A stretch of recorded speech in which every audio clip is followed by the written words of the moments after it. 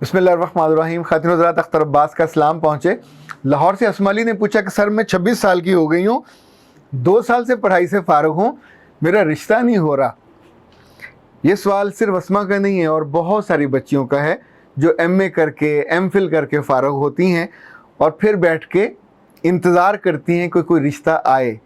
खातिन हज़रात, याद रखिएगा, हर आने वाला दिन आपके लिए सख्त होने वाला है, इसलिए कि बहुत कीमती दिन आपने गंवा दिए। बच्चियाँ जब भी 21-22 साल की हो रही होती हैं तो ये वो वक्त होता है जब वो BA कर चुकी होती हैं, MA करने वाली होती हैं, तो उनकी माँओं को बहुत क्लैरिटी के साथ उस वक्त ना सिर्फ सोचना चाहिए बल्कि डिज़ाइन करना चाहिए। फर्स्ट ईयर में बच्ची को बता देना चाहिए कि तुम्हारे पास 1 साल और है और उसके बाद तुम्हारी शादी हो जाएगी, और उस दौरान आपको उसकी शादी के लिए रिश्ता तैयार करना चाहिए। ये गोल्डन पीरियड है जिसमें सबसे अच्छे रिश्ते आते हैं। जैसे जैसे उम्र बढ़ती है और आप 22 से 24 साल के होते हो और 24 से 26 साल के होते हो, फिर आप MA के बाद एक और MA करने की कोशिश करते हो या MPhil करने चले जाते हो, तो याद रखिएगा, रिश्तों की मार्केट में अब आपकी जो तरजीह है, जो इज़्ज़त है या वक़्त है और कीमत है, वो कमतर दर्जे पे आ जाएगी और आप A ग्रेड में नहीं रहोगे। इसी तौर पे जब आप मज़ीद ताख़ीर करते हैं और PhD पे चले जाते हैं तो आलमोस्ट रिश्तों की मार्केट में आप 0 पे चले जाते हो और उस वक्त कोई रिश्ता नहीं आता।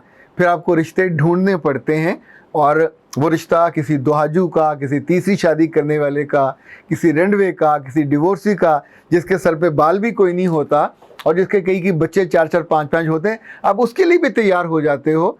अगर यही काम आपने 6 साल पहले किया होता, बहुत सारी बच्चियाँ जो स्कूल से कॉलेज में आती हैं उस वक्त बहुत अक्खड़ बन जाती हैं, अपनी माँ के आगे खड़ी हो जाती हैं, मुझे तो पढ़ना है, मुझे तो अपना करियर बनाना है। ऐ प्यारी बच्चियों, करियर के साथ शादी नहीं हो सकती। करियर एक मुशक्क़त है, करियर एक मेहनत है, करियर एक इज़्ज़त कमाने का दाव है।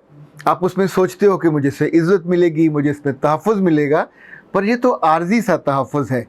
जो असल तहफ़्फ़ुज़ आपको मिलना है उम्र के इसी हिस्से में, वो शादी के बाद ही मिलना है। So make good decisions timely. जब वक्त गुज़रता है तो फिर दुख ज़्यादा होता है, तकलीफ़ ज़्यादा होती है, ख्वाबों की किरचियाँ आपके हाथों पे, आपकी आँखों में, इवन आपकी पाँव के तलवों पे भी लगती हैं। ये किरचियाँ आपके माँ बाप को भी लगती हैं।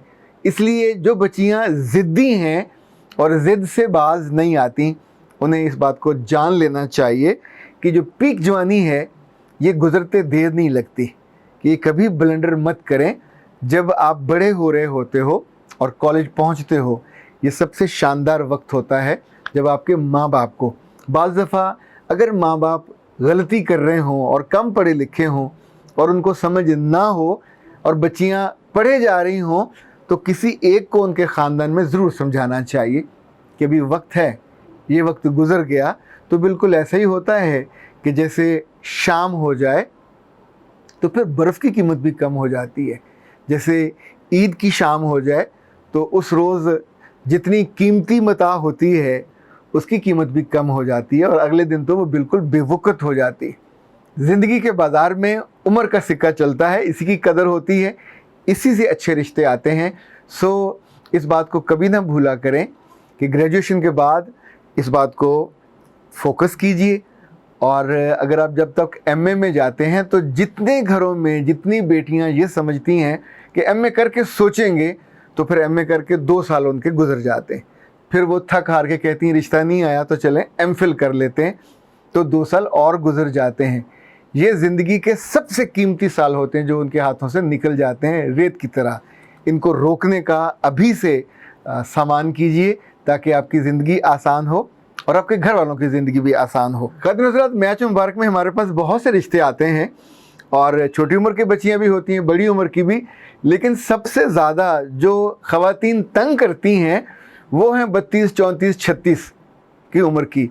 मैं कभी कभी सोचता हूँ कि इनसे कहा जाए, पर मैं कहता नहीं हूँ, इसलिए कि उनका दिल दुखने का डर होता है।